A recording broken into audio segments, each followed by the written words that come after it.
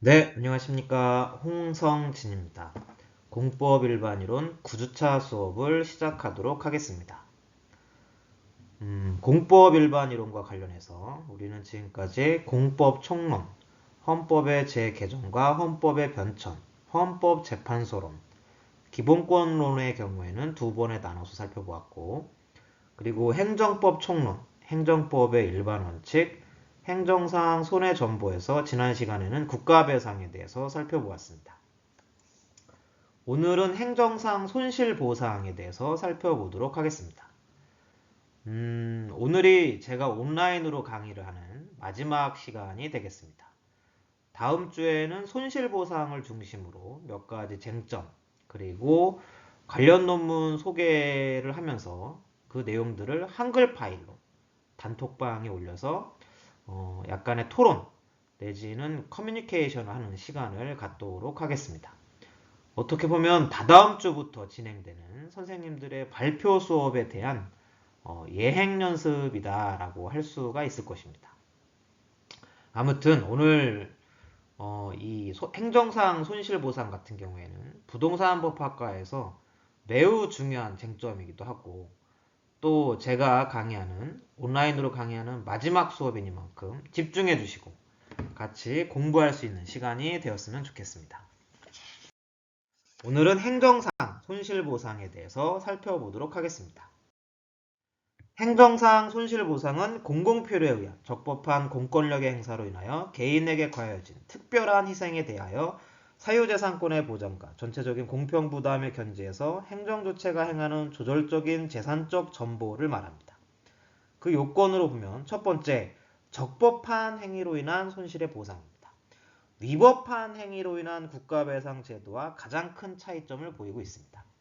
두 번째 요건으로는 적법한 공권력의 행사로 인한 손실의 보상이 있고, 세 번째로는 일반적인 사회적 제약을 넘어선 특별한 희생에 대한 조절적 보상이고, 마지막으로 공용침해, 즉 수용, 사용, 제한에 대한 보상이 되겠습니다.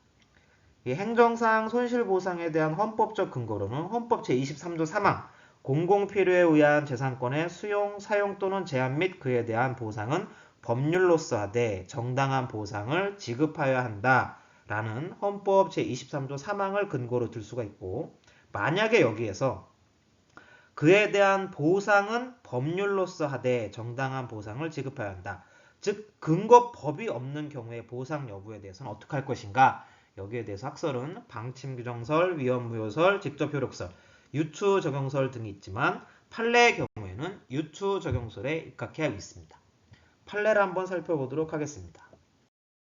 도시 및 주거환경정비법 규정에 따라 관리처분 계획에 인가, 고시가 있으면 목적물에 대한 종전 소유자 등의 사용수익이 정지되므로 사업시행자는 목적물에 대한 별도의 수용 또는 사용의 절차 없이 이를 사용수익하게 될 수 있는 반면 임차인은 도시 및 주거환경정비법 본문에 의하여 자신의 의사에 의하지 아니하고 임차물을 사용수익할 권능을 제한받게 되는 손실을 입는다. 그렇다면 사업시행자는 도시 및 주거환경정비법 본문에 의하여 사용수익권을 제한받는 임차인에게 공익사업을 위한 토지 등의 취득 및 보상에 관한 법률을 유추 적용하여 그 해당 요건이 충족되는 경우라면 손실을 보상할 의무가 있다고 봄이 타당하다라는 대법원의 판례가 있습니다. 사실 이 판례를 선생님들께 보여드려야 하나라는 고민을 좀 했었는데요. 왜냐하면 이 판례만 보면 좀 전에 살펴봤던 뭐 여러 가지 학설들 가운데서 유추 적용설만 이제 생각을 하실까봐 좀 오해를 하실까봐 이렇게 좀 망설였던 부분이 있습니다. 실제로는 이 특별한 희생에 해당이 되는지 여부, 그리고 이와 연계된 보상 규정이 있는지 없는지 이것을 총체적으로 살펴봐야 되는 경우가 많습니다. 대부분이죠. 그랬을 때는 우리가 지난 시간에도 한번 살펴봤었던 헌법재판소의 경계이론, 더 나아가서 이 분리이론에 입각해서 접근하는 것이 타당합니다. 이 대법원의 판례가 틀렸다는 의미가 아니고요. 대법원의 유추 적용설만 생각할 것이 아니라 헌법재판소의 이 분리이론에 입각해서 판단을 하는 것이 필요하다라는 부분을 말씀을 드리고 싶습니다. 이 손실보상에 대해서 실정법에서는 일반법은 없습니다. 다만 공익사업을 위한 토지 등의 취득 및 보상에 관한 법률이 공공필요를 위한 토지 등의 수용에 대한 근거 및 보상의 기준과 절차를 규정하고 있어서 일반법적 지위를 갖는다라고 평가를 받고 있습니다. 그렇다면 왜 이 공익사업을 위한 토지 등의 취득 및 보상에 관한 법률을 손실보상에 관한 일반법이라고 하지 않을까요? 그건 뭐냐면 손실보상, 즉 공용침해는 수용, 사용, 제한이 있죠. 근데 이 공익사업을 위한 토지 등의 취득 및 보상에 관한 법률은 수용과 사용에 대한 근거 그리고 보상을 규율하고 있지 제한에 대해서는 그러한 규정이 없습니다. 제한에 대해서는 좀 전에 판례에서 살펴봤듯이 도시 및 주거환경정비법, 도시개발법 등의 개별법에서 제한에 대한 보상 규정을 가지고 있을 뿐입니다. 자, 기준에 대해서 살펴보도록 하겠습니다. 헌법 제23조의 손실보상에 있어 정당한 보상의 기준에 대해서는 완전보상설, 상당보상설, 절충설 등의 학설이 있지만 완전보상을 원칙으로 하되 공익상의 합리적 사유가 있거나 공익과 사익을 조정해야 하는 경우에는 완전보상을 상회할 수도 있고 하회할 수도 있다라는 절충설이 타당하다고 할 것입니다. 이 손실보상은 이 개발이익을 배제하는 것이 원칙입니다. 마찬가지로 또 판례를 한번 살펴보도록 하겠습니다.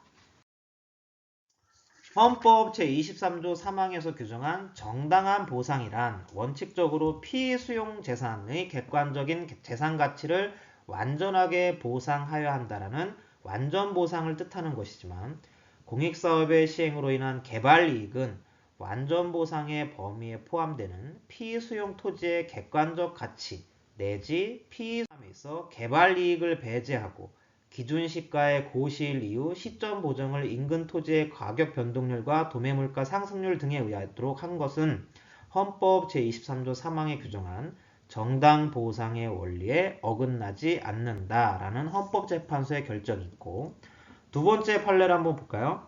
지가공시 및 토지 등의 평가에 관한 법률에 의한 공시지가의 당해 수용사업의 시행으로 인한 개발이익이 포함되어 있을 경우 그 공시지가에서 그러한 개발이익을 배제한 다음 이를 기준으로 하여 손실보상액을 평가하고 반대로 그 공시지가가 당해 수용사업의 시행으로 지가가 동결된 관계로 개발이익을 배제한 자연적 지가상승분도 반영하지 못한 경우에는 그 자연적 지가상승률을 산출하여 이를 기타 사항으로 참작하여 손실보상액을 평가하는 것이 정당보상의 원리에 합당하다라는 대법원의 판결이 있습니다.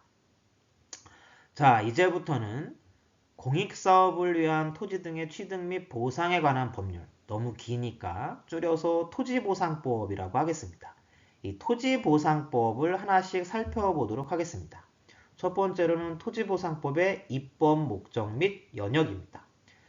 입법 목적을 살펴보면 토지보상법은 공익사업에 필요한 토지 등을 협의 또는 수용에 의하여 취득하거나 사용함에 따른 손실의 보상에 관한 사항을 규정함으로써 공익사업의 효율적인 수행을 통하여 공공복리의 증진과 재산권의 적정한 보호를 도모하는 것을 목적으로 하고 있습니다. 이 토지보상법의 경우에도 다른 법률과 마찬가지로 이 연역 부분을 이해하는 것이 매우 중요하다라고 말씀을 드립니다. 연역에 대해서 한번 살펴보겠습니다. 1962년도에는 토지수용법이 제정이 됐습니다. 대한민국이 이제 헌법이 제정된 이후에도 이 보상에 관한 데서는 일제 강점기 시절에 조선 토지수용령에 따라서 이루어졌습니다. 그런데 이 조선 토지수용령의 경우에는 공권력의 행사를 용이하게 하기 위한 법제였기 때문에 사유재산권을 충분하게 보장할 수 없는 그런 문제점이 있어서 새로운 법령의 제정이 요청이 되었고 또 그게 아니더라도 굳이 일제 시절에 이제 만들어졌던 그런 조선 토지 수용령을 적용할 이유가 없었겠죠. 그래서 1962년도에 토지수용법을 제정하게 되었습니다. 토지수용법은 국민의 재산권을 보장하기 위하여 토지를 수용할 수 있는 사업을 법령으로 한정하고 수용 재산에 대해서는 상당한 보상이 이루어지도록 제도적 장치를 마련한 한편 공익과 사익을 공정하게 조정할 수 있도록 준사법합의제 독립관청인 토지수용위원회를 설치하도록 하는 등 국가적 차원의 토지보상 관련 일반법적 지위를 갖게 되었습니다. 그러다가 1975년도에 토지수용법은 그대로 존치를 한 채 공공용지의 취득 및 손실보상에 관한 특례법을 또다시 제정을 하게 됩니다. 왜냐하면 당시에 공익사업을 위한 토지협의에 의한 매수의 경우에는 만연됐던 미등기 토지 그리고 소유자 불명의 토지 등에 대한 보상금 지급을 간편하게 하고 이주대책 등 간접보상에 관한 규정을 둘 필요성이 있었기 때문입니다. 그래서 민법과 부동산 등기법에 대한 특례법으로서 1975년 공공용지의 취득 및 손실보상에 관한 특례법, 이것도 굉장히 기니까 앞에 있는 공공용지의 공자를 따고 맨 뒤에 있는 특례법에서 특자를 따서 공특법이라고 하겠습니다. 이 공특법을 제정 시행하게 되었습니다. 공특법은 공공사업의 범위를 토지수용법에서 열거한 사업으로 한정을 하되 이주대책, 이사비, 이주비 등의 간접보상에 관하여 광범위하게 규정을 하는 한편 미등기된 토지라도 정당한 소유자로 인정될 경우 보상금을 받을 수 있게 하였으며 소유자 불명의 토지는 보상금을 공탁한 후 취득할 수 있게 규정하는 것을 주요 골자로 하고 있습니다. 참고로 잠시 후에 생활보상에 관련된 내용들을 살펴볼 텐데요. 이 생활보상의 원조격, 이 생활보상을 처음으로 규율했던 법률이 바로 이 공특법입니다. 공특법에서는 생활보상에 관한 내용들을 다양하게 규정을 하고 있었는데 이게 오늘날 토지보상법, 즉 토지보상법으로 이제 전환이 되면서 그때부터는 좀 그 생활보상에 관한 내용이 좀 축소가 됐다라는 것을 좀 말씀을 드립니다. 자, 어쨌든 이 토지수용법하고 공특법이 있음으로 말미암아서 이원화가 됐습니다. 그러니까 오히려 혼란이 가중이 되고 또 특히 이 공특법 제6조에 대한 헌법재판소의 위헌 결정으로 인해서 공특법의 입법 목적 및 기능을 상실하게 되었습니다. 왜냐하면 공특법상 사업시행자는 토지 취득을 위해서 토지조서 및 물건조서의 작성, 보상계획의 공고, 열람, 보상액의 산정, 협의 등의 절차를 거쳐야 되고 만약에 협의가 성립되지 않는다. 그럴 때는 다시금 토지수용법의 규정에 의해서 새롭게 사업인정 절차를 거쳐야 됐습니다. 즉 그만큼 절차와 기간의 장기화의 문제가 있었던 거죠. 또한 법 현실에서는 양 법률은 공공용지의 취득에 있어서 아무런 차이가 없음에도 불구하고 사법적 성질을 가지는 공특법과 공법적 성질을 갖는 토지수용법으로 이원화됨에 따라서 결과적으로 협의에 의해서 정부 시측의 호응에 따라서 공특법으로 협의 매수를 응한 자가 결국엔 협의가 성립되지 않고 토지수용법에 따라서 수용에 의해서 한 경우보다도 보상금이 적게 되는 적은 그 보상액을 받는 문제점이 계속해서 발생을 하였습니다. 쉽게 말씀드려서 끝까지 이제 버틴 자가 토지수용법의 수용에 의했을 때 보상금을 조금 더 많이 받는 그런 구조가 되었던 거죠. 그러다 보니까 정부 시책에 호응해서 자발적으로 협의에 의해서 토지 소유권을 이제 넘긴 이 공특법상의 소유자 같은 경우에는 보상금이 더 적은 그런 문제점이 있었던 것입니다. 자, 이제 공특법 제6조에 관련된 헌법재판소의 결정문을 하나 살펴보도록 하겠습니다. 내용이 굉장히 기니까 밑줄 친 부분 위주로 한번 살펴보도록 하겠습니다. 헌법재판소는 공특법에 의한 토지 등의 협의 취득은 공공사업에 필요한 토지 등을 공용수용의 절차에 의하지 아니하고 협의에 의하여 사업수행자가 취득하는 것으로서 그 법적 성질은 사법상의 매매계약과 다를 것이 없다라고 판단한 바 있다. 그에 비해서 토지수용법은 주로 공공복리에 대한 규정이라고 할 수 있다. 공특법은 공법적 성격을 지닌 것이라고 할 수도 있으나 이 경우 협의 취득 자체는 어디까지나 사업 시행자와 소유권자 사이에 사적 자치 영역에 놓여져 있는 사법적인 성격, 결국은 이제 매매의 성격이라는 거죠. 사법적인 성격의 것이라고 할 것이다. 공특법 제6조는 단순히 사업 시행자가 당의 토지 등의 취득 또는 사용이 필요하여 협의를 하고자 할 경우 그 토지 등의 소유권자의 주소 또는 거소의 불명으로 협의를 할 수 없다는 이유로 대통령령이 정하는 일정한 사항에 공시를 함으로써 협의에 가름하고 그로써 당의 토지 등의 소유권을 취득할 수 있도록 한 것인데 이는 결국 소유권자 본인의 의사와는 관계없이 소유권을 취득 또는 사용하는 것, 즉 강제 취득 또는 강제 사용을 뜻하는 것이 된다. 그러한 강제 취득의 절차에 대해서는 헌법 제23조 3항에 근거해서 제정된 토지수용법이 마련되어 있는 것이다. 비록 공특법이 토지수용법의 적용을 전제로 하고 있고 다수의 공법적인 규정 내용을 갖고 있다고 하여도 이로써 공특법이 토지수용법으로 전환될 수 있는 성격의 것은 아니다.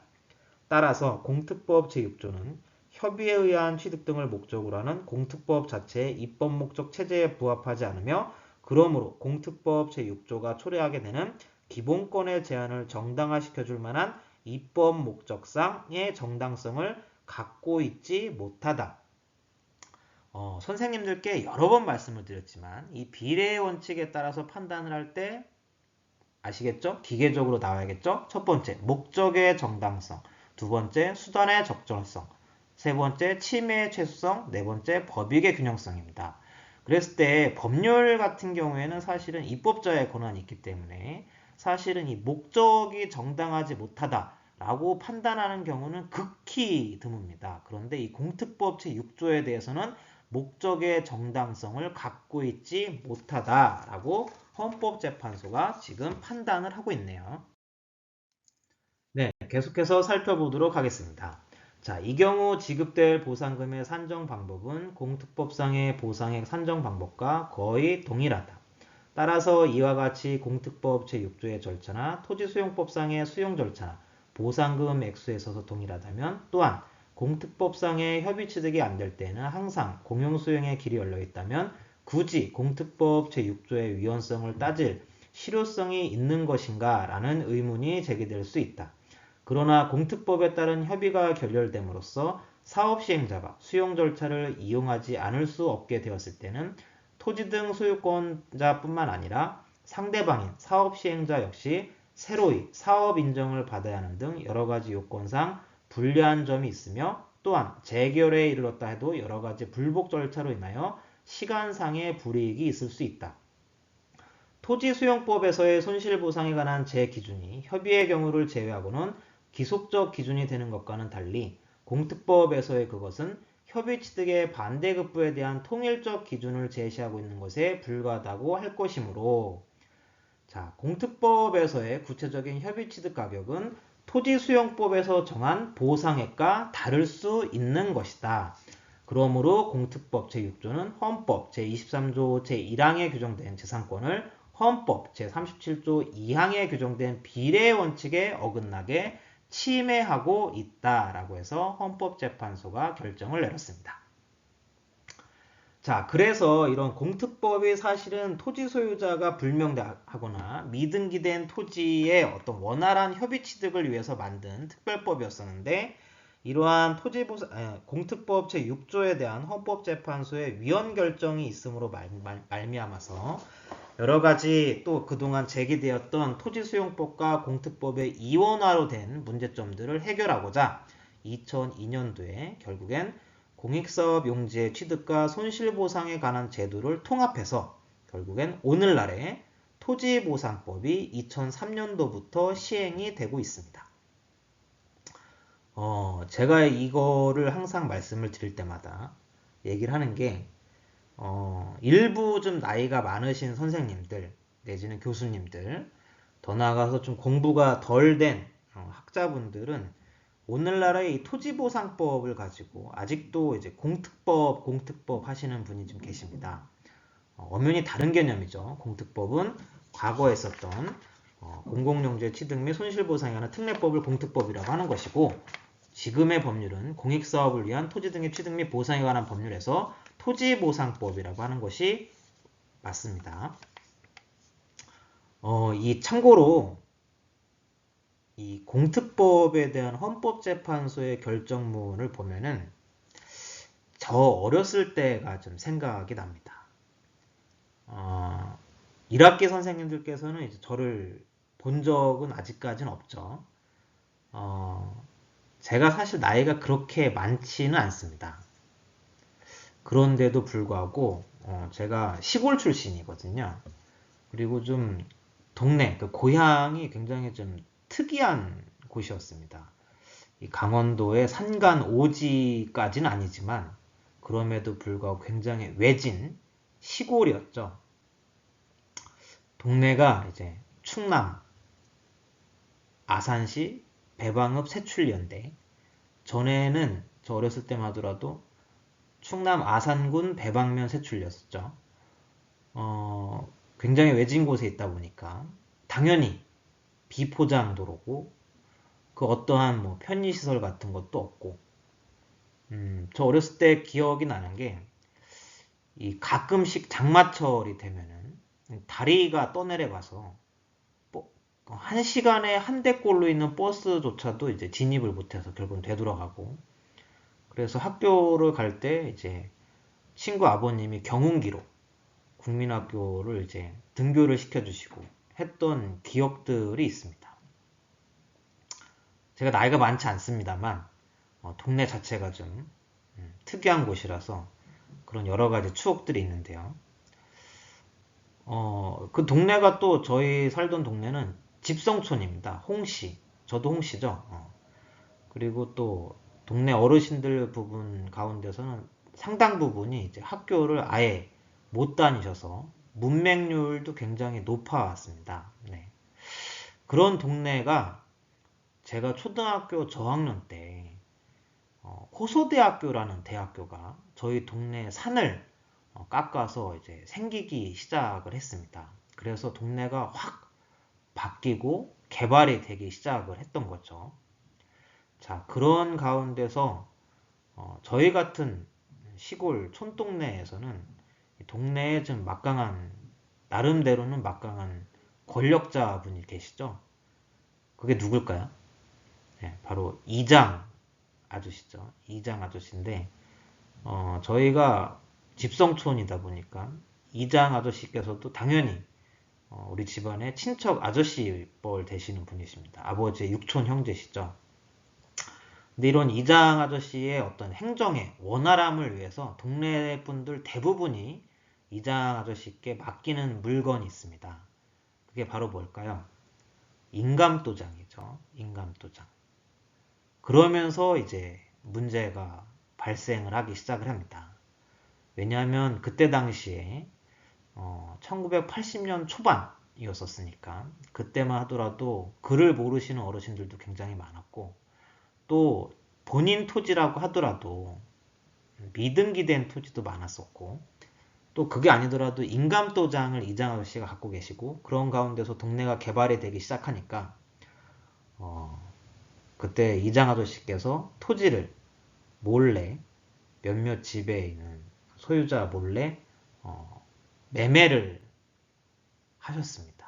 그래서 그게 나중에 발각이 돼서 결국에는 법정 소송까지 가게 됐고 그래서 뭐 결과적으로는 서로에게 많은 상처만 입혔던 그런 사건이 저 아주 어렸을 때 있었던 사건입니다.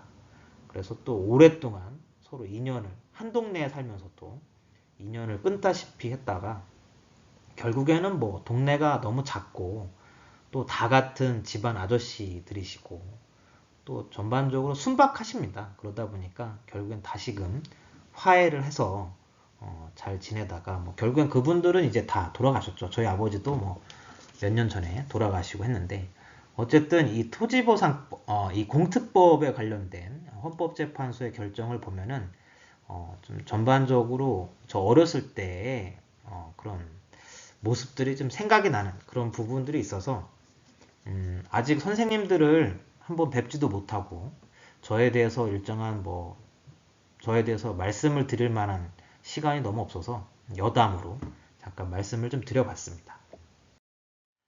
자, 이제 토지보상법의 구조 및 내용에 대해서 살펴보도록 하겠습니다.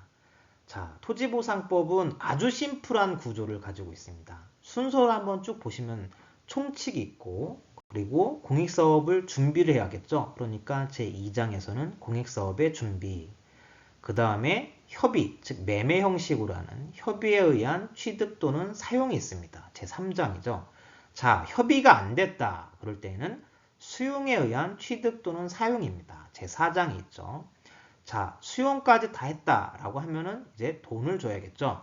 손실보상에 있어서 제6장인데 그 앞서서 이 손실보상금에 대한 결정을 하는 합의제 기구, 토지수용위원회, 재결을 통해서 손실보상금액을 정하는 이 토지수용위원회가 먼저 나옵니다. 그래서 5장에 있고 이 보상에 관련된 부분들은 6장에 있습니다. 그러면 이 보상금에 대해서는 사실은 사업시행자 그리고 소유권자 둘 다 사실은 많은 불만이 있을 수밖에 없는데 여기에 대해서 이의 신청을 해야겠죠. 그러니까 제7장 이의 신청이 있고 여기에 대해서 공익사업이 무산되거나 했을 때 수용 또는 사용하는 이 토지를 환매하는 환매권이 제8장에서 규율이 되고 있습니다. 참고로 이 토지보상법의 경우에는 공익사업성 및 토지의 수용, 사용에 대해서 규제가 강화가 되고 있습니다. 강화가 됐고 앞으로도 강화가 될 것이라고 생각이 듭니다. 왜냐하면 이 공익사업이다 라는 지극히 추상적인 용어에 대해서는 또 판단 기준이 없습니다. 그래서 공익사업으로 인정을 받게 되면, 즉 사업을 인정받게 되면 수용권이 부여가 되고 수용권을 통해서 재산권의 침해가 이루어지는데 이게 오늘날 공익사업이라는 명목으로 인해서 수용권이 부여가 되는 게 점점점 확대가 되니까 이 공익사업을 위한 재산권의 침해가 굉장히 만연화되는 그런 문제점들이 생겨나게 됐습니다. 그래서 공익사업성과 토지의 수용 사용에 대해서 규제가 강화됐다. 그래서 토지보상법의 법문을 한번 살펴보면 토지보상법 제4조의 2 토지 등의 수용 사용에 관한 특례 제한 제1항 이 법에 따라 토지 등을 수용하거나 사용할 수 있는 사업은 제4조 또는 별표에 규정된 법률에 따르지 아니하고는 정할 수 없다. 제2항 별표는 이 법 외의 다른 법률로 개정할 수 없다. 제4조의 3 공익사업 신설 등에 대한 개선 요구 등 해서 제1항 제49조에 따른 중앙토지수용위원회는 제4조 제8호에 따른 사업의 신설, 변경 및 폐지, 그 밖에 필요한 사항에 관하여 심의를 거쳐 관계, 중앙행정기관의 장에게 개선을 요구하거나 의견을 제출할 수 있다. 제3항 제49조에 따른 중앙토지수용회는 제1항에 따른 개선 요구, 의견 제출을 위하여 필요한 경우 관계기관 소속 직원 또는 관계 전문기관이나 전문가로 하여금 위원회에 출석하여 그 의견을 진술하게 하거나 필요한 자료를 제출하게 할 수 있다라는 규정들이 신설이 됐습니다. 그래서 또 중앙토지수용위원회의 조직도를 한번 살펴보면 맨 밑에 있는 공익심사계, 즉 공익을 심사하는 이 내용들이 몇 해 전에 신설이 됐습니다. 그래서 이 공익성을 검토할 때는 토지보상법 제4조 각호 및 별표에 규정된 사업에 해당하는가, 개별법에서 정한 수용 재결의 신청 요건을 갖추었는가, 사업을 수행할 정당하고 적극적인 의사를 보유하였는가 등 해서 법령상 전제, 사업 시행자의 의사와 능력, 입법 목적 부합성, 공익 우월성, 사업계획의 합리성, 수용 필요성, 공익 지속성에 대해서 검토를 해서 공익성을 검토하고 있습니다. 자, 계속해서 토지보상법의 구조 및 내용에 대해서 살펴보도록 하겠습니다. 이제 주요 내용인데요. 시간 제약상 이 구체적으로 토지보상법의 주요 내용을 다 살펴볼 수는 없습니다. 또 저하고 계속 선생님들께서 강의 수업을 하신다고 하면 다음 학기 정도에는 토지법제론 수업 시간이 있는데 그때 토지법제론에서 이 토지보상법에 대해서 자세히 살펴볼 예정입니다. 그래서 어떤 개략적인 개념과 중요 쟁점 위주로만 살펴보도록 하겠습니다. 토지보상법에서 규율하고 있는 보상의 내용을 보면 첫 번째 토지보상입니다. 당연히 토지보상을 살펴봐야겠죠.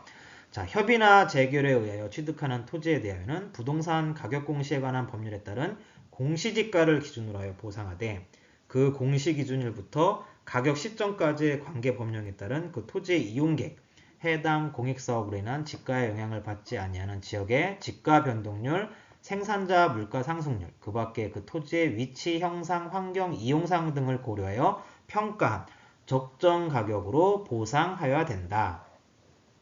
그리고 사업 시행자는 동일한 소유자에게 속하는 일단의 토지의 일부가 취득되거나 사용됨으로 인하여 잔여지의 가격이 감소하거나 그 밖에 손실이 있을 때 또는 잔여지의 통로, 도랑, 담장 등의 신설이나 그 밖에 공사가 필요한 때에는 국토교통부 령으로 정하는 바에 따라 그 손실이나 공사의 비용을 보상하여야 한다라고 규정이 되어 있는데 이 내용이 법 73조 제2항에 있는 잔여지 보상입니다. 잔여지에 대해서 사실은 요건이 너무 까다로워요. 뭐 여러 가지 요건이 있는데 첫 번째 뭐 대지 면적이 너무 작거나 부정형의 사유로 인해서 건축물을 건축할 수 없거나 건축이 뭐 현저히 곤란한 경우라. 두 번째로는 뭐 농기계 진입과 회전이 곤란할 정도에서 폭이 좁고 부정형의 사유로 인해서 뭐 영농이 현저히 곤란한 경우 이런 경우에 잔여지에 대해서 이제 수용과 보상이 이루어지고 있습니다. 그래서 여러 가지 문제점들이 계속해서 발생을 하니까 LH를 포함해서 일부 공공사업 시행자들이 이제 잔여지 확대 보상 기준도 만들고 하는데 아직까지도 중앙토지수용위원회의 이의제결 사건을 보면 이 잔여지 보상에 대해서는 매우 소극적인 부분들이 있습니다. 이 잔여지 보상에 대해서는 계속해서 좀 눈여겨보면서 좀 짚고 넘어가야 될 부분이 아닌가 그런 생각을 가지고 있습니다. 자, 계속 살펴보도록 하겠습니다. 자, 토지 보상에 대해서 살펴봤고요. 이제는 토지 이외의 재산권 보상에 대해서 살펴보도록 하겠습니다. 건축물 등에 대해서는 자, 그 이전에 필요한 비용으로 보상을 해야 되고 농작물 등에 대해서는 농작물에 대한 손실은 그 종류와 성장의 정도 등을 종합적으로 고려해서 보상을 해야 되고 분묘의 경우에는 이장에 드는 비용을 산정을 해서 보상을 하는 거고 권리, 광어권, 어권, 물 등의 사용에 대한 권리에 대해서는 투자 비용, 예상 수익 및 거래 가격 등을 고려해서 평가한 적정 가격으로 보상을 해야 됩니다. 자, 이제 생활보상에 대해서 살펴보도록 하겠습니다. 참고로 이 생활보상의 경우에는 우리 부동산법학과 5학기에 조장형 선생님께서 석사학위 논문 주제로 지금 심사를 받고 계십니다. 우리 부동산법학과에서 아주 오랜만에 석사학위 논문을 쓰시는 선생님께서 나오게 됐습니다. 저도 열심히 돕고 있는데요.